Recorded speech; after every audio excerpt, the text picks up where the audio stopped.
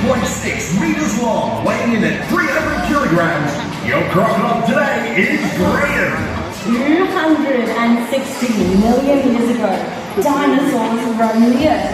And today, you're about to meet one of these living fossils, a link to the creatures of the past. There are 27 different species of crocodilian found around the world, from alligators to gharials, from caimans to your true crocs. They are the world's most perfect and unchanged predator.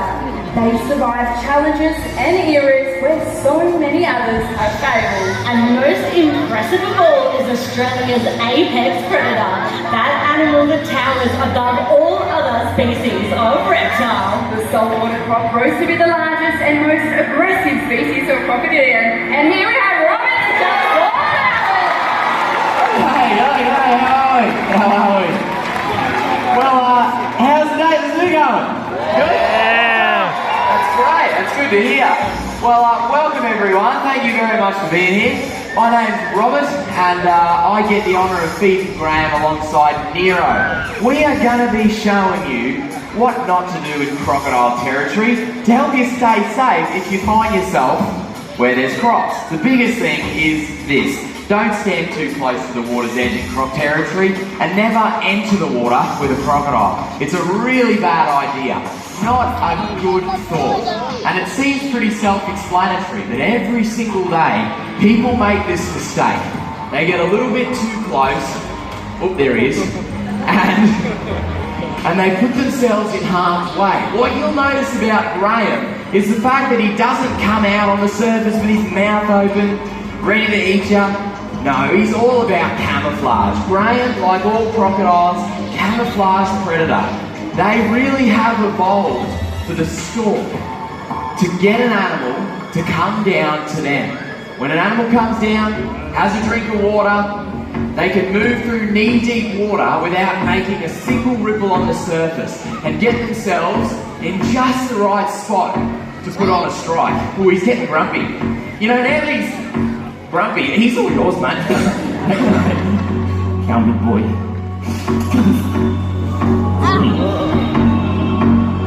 Hey, boy. Up here, mate. Up here.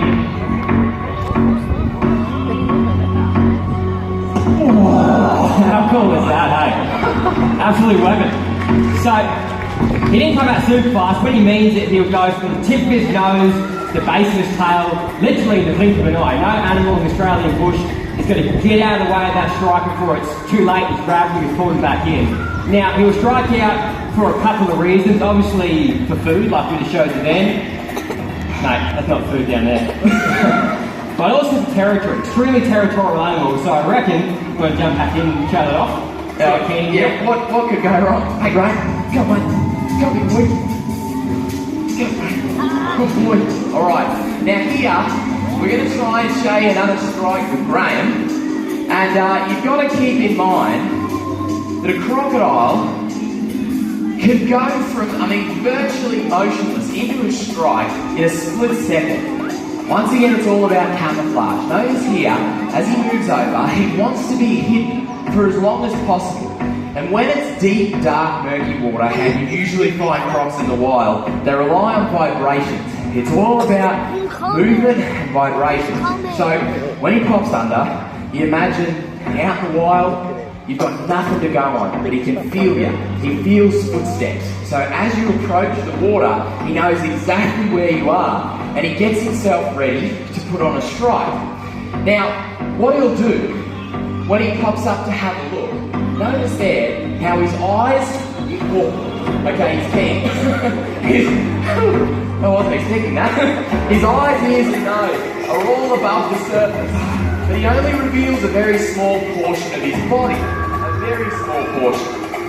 So that goes to show how you're a bit keen, are you, mate? And when he's really, really keen, what he will do is he'll actually submerge. He'll go under the surface of the water, just like that. Gets himself ready to put on a strike. Hey, boy. Oh, and now he's doing that old thing where he wants you to get a little bit closer. The come closer game is a great game that the crocodile will play. Only problem is that you only play it once. So Let's see if we can get him set up here for another strike. Now that he's real keen. And what we'll do is see if we can get Graham. Okay, go around, go around, go around. Okay? Here, mate. See if we can get him keen on a good strike. Good old-fashioned strike. Come on. Oh, just like that. Up here, big boy. Up here. Here you go, mate. Here you go. And what he's doing now, he's showing me his mouth and he's saying, yeah, come close and see how you go. Hey, big boy. Here you go, Graham. Whoop. There you go. Give it up for him, mate. What a legend. Now, in working with Graham like that, near the water's edge, working him back and forth, I want to show you how they work, how they operate in the wild, and how easy it is to live alongside them. Because, as you've seen, Graham can strike out with incredible accuracy, no worries at all. But he will employ a few different techniques to catch his prey, and one of which is the vertical attack that we call the tail walk. We're going to pull him down here, and Nero is going to show you that incredible wild tactic in action. You ready, Graham? Come on, big boy. Here we go. What do you think?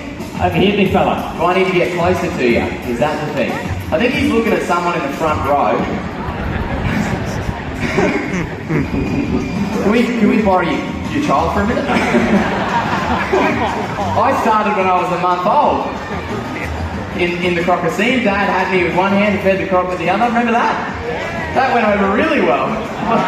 What could go wrong? No, let's not do that. Hey, big boy, KFC, here you go. Come on. Come on, big boy. See how funny he is. See how he really knows that he has the upper hand here, and he wants us to get closer to him. It's so funny to watch him in action. I just love him. But pass back over to Nero. Mate, you can explain this next amazing tactic. He is just standing over, he's keen as. So once he comes over, as Rod mentioned, we're going to show you the other form of strike. So it's called the tail walk. Basically what he's going to do is going to launch vertically upwards, straight up and out of the water. He can literally get his head up and over this top rail if he really means it. So he will set up underneath this tail walk ramp. He will sort of plant his feet on the base of the pond. He will pop up and he will look at what's going on above the water. So in the wild, he'll be taking things like possums and flying foxes and other things that are overhanging the water. He locks onto that movement. He angles his head upwards, builds up all the power in his tail, and launches himself up. And yeah, as I mentioned, he can get over half his body weight straight up and out of the water. You can imagine being 350 kilos, the amount of immense power he has in that tail to pick up that weight straight up and out of the water. So we'll try one more. Come big boy. I'm up here. Here we go. So that is something you have to watch out for up in North Australia. You have to be wary of the tail walking croc. Absolutely. And you see how Graham really couldn't care less about the food. Like, he's just striking because it's fun. That's what it's all about for Graham. That's what we love so much here in the Croc Graham, is to give our crocodiles kind of a little slice of the wild. This is what they'd be doing. You know, it's kind of unfair for a bit. What are you doing, big boy? What are you doing, mate? Graham, come back in the water, mate. I'm not feeding you yet. Come, big boy. Come on. You don't want to have a crocodile just sitting in the water and you throw him a piece of food every day. That's no fun. You want him to be doing this. This is what he loves. He loves getting to hunt, to stalk, to strike. This is what gets him out of bed every day. What gets him out of his heated pond every day. Okay, mate. Okay. Well, what we want to show you here is the difference between a crocodile in the water when you're working in close proximity with them, and then watch what happens here. When I get out of his way a little bit, when I get out of his face, he'll kind of go back to just doing his own thing. He'll go back into the water and eventually he'll just kind of swim on home because he knows that there's no fun to be had out here. He knows that he only has a chance of grabbing us when we are near the water's edge, when we're right down close to the water. That's when he's got a really good shot. So for us, human beings, our job is quite simple. All we have to do is stay about 5 metres back from the water's edge, from where a crocodile means business. In here is the danger zone. And see how he knows that? He knows when I approach the water that he has now got the upper hand and that it's his time to shine. But when you get out of his face a little bit, back where Nero is, he loses interest. Now, basically, this is very unfortunate, but every time there's an altercation between a human and a crocodile, the croc all too often comes out as this, evil, ugly monster. People think that we gotta get rid of it, we gotta cull them out of the ecosystem, that's gonna fix the problem. It's really not. It's our responsibility to keep ourselves safe and keep the crocs safe. All you've gotta do is just basically not that. Just don't do this in croc territory and you will be just fine. Crocodiles have been here for 200 million years. They are the masters of their domain.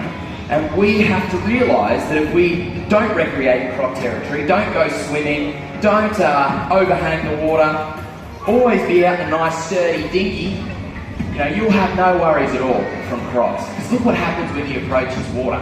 Hey, big boy. Hey, mate. You can see just how keen he gets. Hey, mate. Come on. Hey, mate. What do you think? What do you think, big boy? What do you reckon? Hey? He's so keen to give a good strike. Absolutely loves it. Like it's his favourite part of the day. He really, really loves this. He loves getting to act like a crocodile would in the wild, because to him, he is in the wild. He doesn't really know the difference. He doesn't quite realise that this is nice, clear water. He thinks he's up in northern Australia, hunting and amongst the mangroves. He's trying to stalk us, he's trying to get us. He doesn't quite know the difference. And that's really good for him. So good to see a crocodile behaving exactly how they would in the wild. Now what I want to try and do here, I'd love to try and get Graham all the way out on land so you can really see his physiology here. Let's see how we go. Let's see if Graham's keen to do that. Let's see if he wants to put on a good strike. Hey, what do you think, Graham?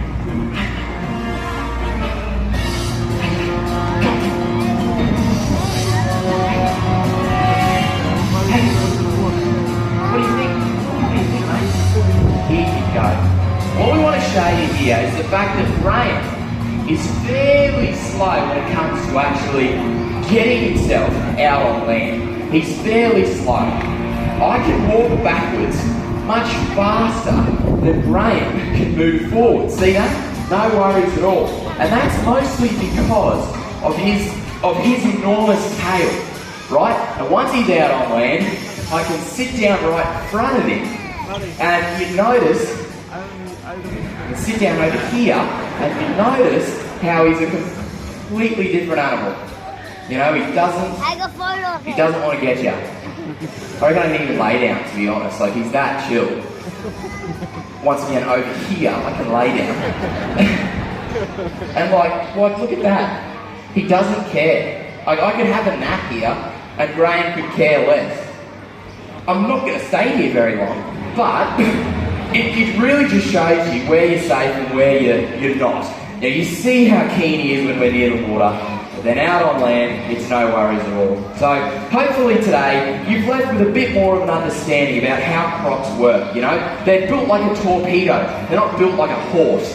So if we can avoid the water and the water's edge, we'll keep ourselves safe, stop this conflict between humans and crocs, and also keep the crocodiles safe.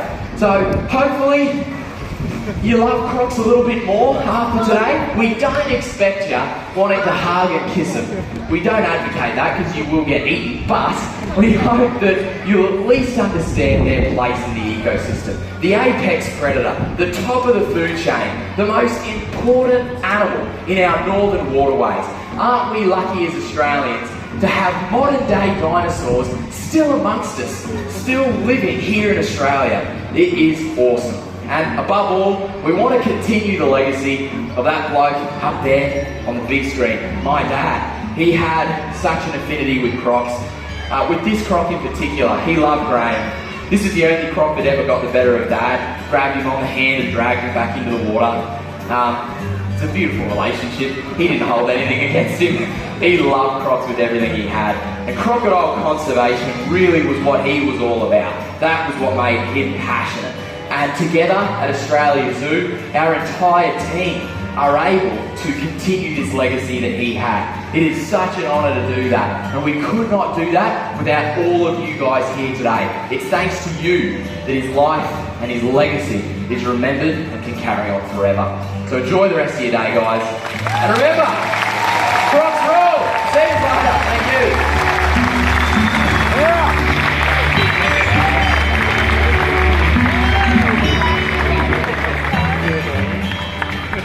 My dad taught me from a very early age, be at one with the snake. Feel it, son. And I am. Woo! I've got to get the camera. I've got to be